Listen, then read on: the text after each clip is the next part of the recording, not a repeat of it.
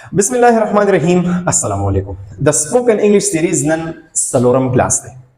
په ورستنی کلاسونو کې تا زده کړل کنه چې سټیټ اف بینګ والا جملې ستوي. سټیټ اف بینګ چې سټیټ اف بینګ والا جملې ستوي. تا زده کړل چې دا سټیټ اف بینګ والا هغه جملې دي کنه چې په دې کې مونږ حالت بیانو یا خپل حالت چې زه څنګه يم، په کم حالت کې يم، یا د بل کس یا د یو سیز حالت بیانو. د دې نه علاوه مونږ پہچان بیانو یا خپل یا د یو سیز یا د یو کس، او یا مونږ زګي بیانو چې زه کم ځای کې يم، یو بل کس په کم ځای کې دی، یو سیز په کم ځای کې دی. نو داسې قسم جملو ته سټیټ اف بینګ والا جملې وایي. دا تا زده کړل. د دې نه علاوه دا هم تا زده کړل چې دا سټیټ اف بینګ والا جملې کله مونږ لیکو نو د دې هغه پیټرن څنګه دی. نو د دې پیټرن ته زده کو چې د ټولو نه اول به پکې سبجیکټ راتلو، د هغې نه پس به بیا سټیټ اف بینګ والا وربز راتلله. نو هغه مختلف وربز یا خو به از راتلو، یا به ام راتلو، یا به آر راتلو، یا به واز راتلو، او یا به ور راتلو. دا هم ته زده کړل. او د دې نه پس په کې سره راتله نور الفاظ براتله، نور الفاظ ادر ورډز. نو دا نور الفاظ چې کوم دي دا بیا ایجکټیو هم کې دي شي او ناون به هم راتله. په ځینو سنټنسز کې به ایجکټیو راتله، په ځینو کې به ناون راتله. دا ته زده کړل. د دې نه علاوه د سټیټ اف بینګ والا جملې په موجوده وخت کې ویل دا هم تا زده کړل. لکه دا سټیټ اف بینګ والا جملې چې کوم دي کنه د پریزنت ټایم والا هم تا زده کړل. پریزنت ویل کېږي موجوده ته، لکه رائټ ناو چې وس کم ټایم دی. دا تا زده کړل. پریزنت ټایم د جملو چې کوم سټرکچر وکنه نو په دې کې به اول راتلو سبجیکټ، او سبا راتلو سبجیکټ براتلو، او بیا به په دې پسې دا درې ورځ راتله، لکه یا به اس راتلو، یا به ام راتلو، او یا به آر راتلو. تاسو ته ما ویل چې دا درې د پریزنت ټایم وربونه دي د سټیټ اف بینګ والا جملو.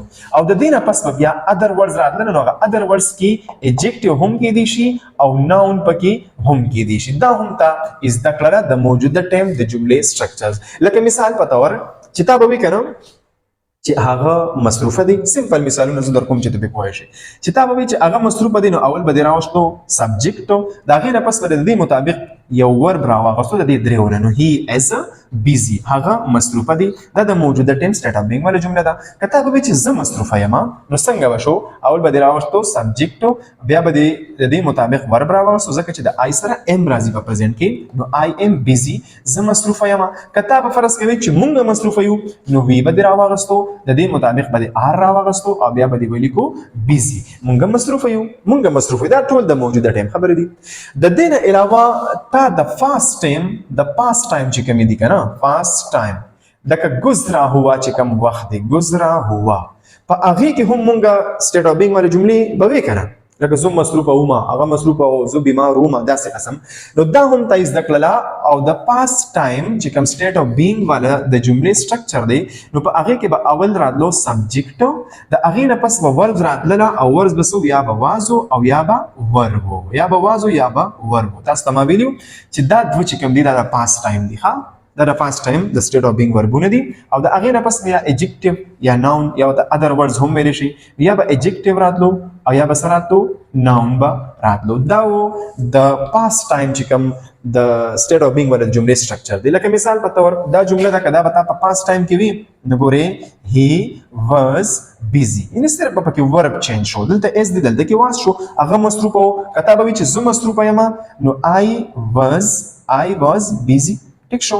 که تا به وي چې مونږ مصروفه نو وی ور بیزی. دا و د پاست ټایم د جملې ته لیکلو سټرکچرز.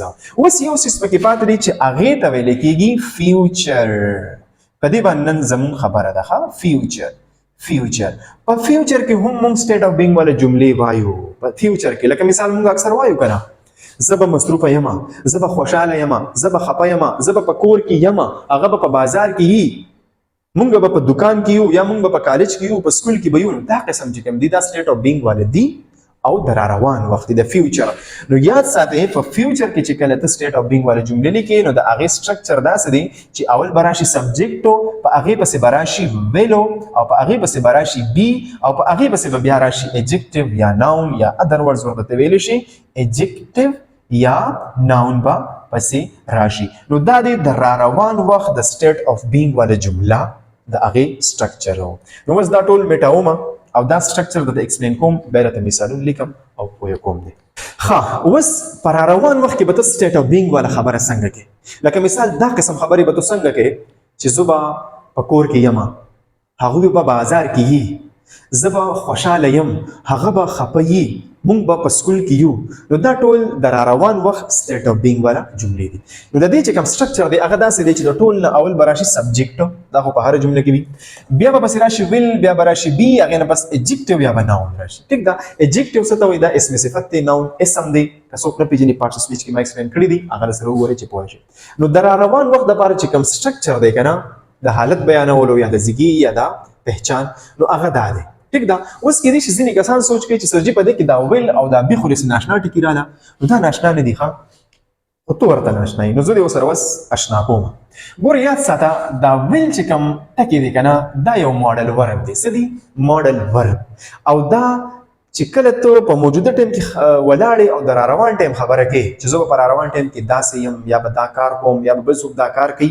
نو هغې دپاره ویل ورب استعمالیږي د بیس فارم اف د ورب نه مخکې نو دا ویل به خامخا راځي نو دا ویل چې کوم دی دا اصل کې د فیوچر دپاره استعمالیږي او د دې معنی خو یا ګا په ځای راځي یا ګې او یا ګي لکه موږ اکثر وایو که نه مې بازار جاؤں گا نو ګا یعنې نو ویل به پکې هلته راشي ویل ګو ټو بازار آی ویل ګو ټو بازار ګي د جینۍ دپاره بیا راځي او ګې د ډېرو کسانو دپاره راځي نو د ویل معنی خو دا شوه د را روان ټایم دپاره استعمالیږي پاتې شو دا بي نو دا بي چې کوم دی که نه بي یاد ساتئ دا بي چې کوم دی دا یو ورب دی ښه دا څه دی دا هم یو ورب دی او څنګه ورب دی دا سټیټ اف بینګ والا ورب دی سټیټ اف بینګ والا لکه سټیټ اف بینګ والا چې څومره هم جملې دي که نه په هغې کې به دا بي خامخا راځي نو اوس بي د دې بي بیا مختلف حالتونه دي ټیک ده څنګه چې په انګلیش کې د هر ورب مختلف فارمز دي حالتونه دي لکه مثال به زه دلته کې وایم دا ته لکه دا رایټ ما ولیکو دا یو ورب دی ټیک ده دا لکه یو بیس فارم دی بیس فارم دی یو ورب دی او معنی څه ده معنی ده لیکنا یا لیکل کول د دې بیا مختلف حالتونه دي هغه په مختلف ټینسونو کې استعمالیږي لکه د دې موجوده چې کوم حالت دی که نه پریزنټ د دې چې کوم پریزنټ فارم دی نو هغه څه دی هغه دی رایټ ټیک ده د دې چې کوم پاست فارم دی چې کوم په تیر شوي وخت دپاره استعمالیږي هغه څه دی هغه دی روډ ټیک شو د دې چې کوم را روان فارم دی فیوچر فارم دی نو هغه په انګلیش کې داسې ځان له ورب نشته دا خبره یاد ساته دا ضروري خبره ده ښه لکه پریزنټ شته رایټ پاست شته روډ خو فیوچر فارم د ورب نه وي دا یاد ساتئ ځینې ګرامران خو ویم که نه چې فیوچر ټایم د سره شته نه د هغې په بنیاد وایي چې فیوچر ټینس هم نشته ځکه چې فیوچر فارم اف ورب نشته خو دا به مونږ جوړو څنګه به جوړو مونږ به دا فارم راوالو دا بیس فارم به راوالو که نه بیس فارم ټیک شو رایټ او د دې نه مخکې به هغه ماډل ورب ولګو کم چې ما ویل ووې نو ویل رایټ دا اوس فیوچر شو څه شو فیوچر نو چې ته کله په موجوده ټایم کې ولاړ یو د را روان ټایم خبره کوې نو بیا به ویل استعمالې او ورب به استعمالې لکه مثال پته وه چې ته وایې که نه چې زه لیکل کوم نو آی رایټ ته چې ته وایې ما ولیکل نو آی روټ چې ته زه به لیکم نو آی ویل رایټ زه به لیکم نو هم دغه شانتګي د دې بي هم بیا مختلف فارمز دي ښه د دې چې کوم پریزنټ فارم دی نو هغه دی از یا دی امو یا دی آر ټیک شو د دې چې کوم فاست فارم دی نو یا دی واز او یا دی ورو د دې چې کوم فیوچر فارم دی نو هغه د قبیر او اخلا او مخکې دی ویل ولګوا نو دا د دې فیوچر فارم شو نو ځکه دلته کې پر سټرکچر کې تاسو ته لیکلي دي ویل بي اول به سبجیکټ راځي بیا به ویل بي او دا غینه پس د یا ایجکټیو یا به ناون راځي لکه مثال پته ور مثال پته ور چې ته وایې که نه چې زه به خوشحاله یم زه به دا بچه پکې راځي نو پوه شي چې دا فیوچر دی زه به خوشحاله یم نو آی ویل بی هیپي زه به خفه یم آی ویل بی سیډ زه به استاذ یم آی ویل بی ا ټیچر زه به ډاکټر یم آی ویل بی ا ډاکټر زه به په کور کې یم آی ویل بی ایٹ ہوم زه به په سکول کې یم آی ویل بی ان سکول زه به په بازار کې یم آی ویل بی ان بازار نو دا مثالونه زبانی اوس د لیکم نو ته به نورم پوه شې ښه دې مثالونه د اوس ګورې ګوره هغه به مصروف وي د را روان ټایم خبره ده که نه هغه به مصروف وي او دا مونږ استعمالوم په روزمره بنیاد باندې اکثر مونږ داسې وایو که نه لکه په دې ټایم کې د هغه خواله نه ځو هغه به مصروف وي هغه به مصروف وي ټیک ده دغه شان دا مونږ استعمالوم مونږ به په کور کې یو هلکه ته چاته کال وکړې ستاسو ځای ته درځو تاسو به کم ځای کې یې نو هغوی ته څه وایي مونږ به په کور کې یو مونږ به په کور کې یو تاسو به ستړي یې، هغوی به وږي یي، زه به په خپل سکول کې یم.